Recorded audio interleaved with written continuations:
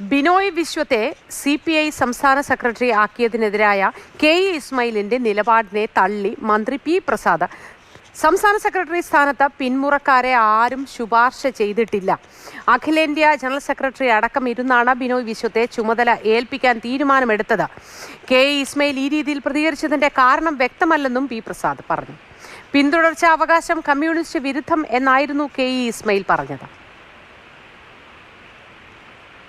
ഒരു കമ്മ്യൂണിസ്റ്റ് രീതിയല്ല ഒരു പിന്മുറക്കാരനെ ശുപാർശ ചെയ്യുക എന്നുള്ളത്.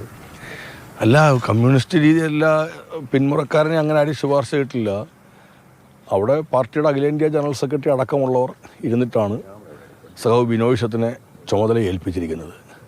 അതിൽ അസ്വാഭാവികത ഒന്നും ഇല്ല.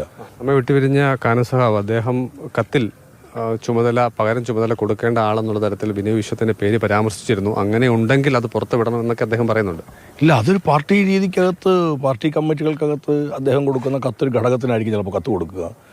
ആ ഘടകമായിരിക്കുമോ ചർച്ച ചെയ്യുക. കമ്മ്യൂണിസ്റ്റ് പാർട്ടിയുടെ രീതി അനുസരിച്ചിട്ട്, പാർട്ടി സംഘടനാ രീതി അനുസരിച്ചിട്ടും വരുന്ന കത്തുകളെല്ലാം പൊതുജന സമക്ഷം അവതരിപ്പിക്കേണ്ട കാര്യമില്ലല്ലോ. സംസ്ഥാന നേതൃയോഗത്തിൽ ചർച്ച ചെയ്ത് ആയിരിക്കേണ്ടിയിരുന്നു ഈ തീരുമാനത്തെ. നേതൃയോഗം എന്ന് പറയുമ്പോൾ ഏറ്റവും പ്രധാനപ്പെട്ട ഒരു ഘടകമാണ് പാർട്ടിയുടെ സംസ്ഥാന എക്സിക്യൂട്ടീവ് എന്ന് പറയുന്നത്. അതൊരു നേതൃഘടകം തന്നെയാണ്. ആ നേതൃഘടകത്തിലാണ് കാര്യം ചർച്ച ചെയ്തിട്ട് സെക്രട്ടറിയുടെ ചുമതല നിർവഹിക്കാൻ വേണ്ടിയിട്ട് സഖാവ് ബിനോയ് പറയുന്നത്, അല്ലെങ്കിൽ നിശ്ചയിക്കുന്നത്, ചുമതലപ്പെടുത്തുന്നത്. അതിലെന്ത് അസ്വാഭാവികതയാണ്? ഒരു എക്സിക്യൂട്ടീവ് യോഗം ചേരുമ്പോൾ അതിനകത്ത് പ്രത്യേകിച്ച് ഇപ്പോൾ നമ്മളൊരു അവധി അങ്ങനെ വെക്കേണ്ടതില്ല എന്ന് തീരുമാനിക്കുകയും പിന്നീട് ചർച്ച ചെയ്താൽ മതിയെന്ന് ആലോചിക്കുകയും ചെയ്തത്.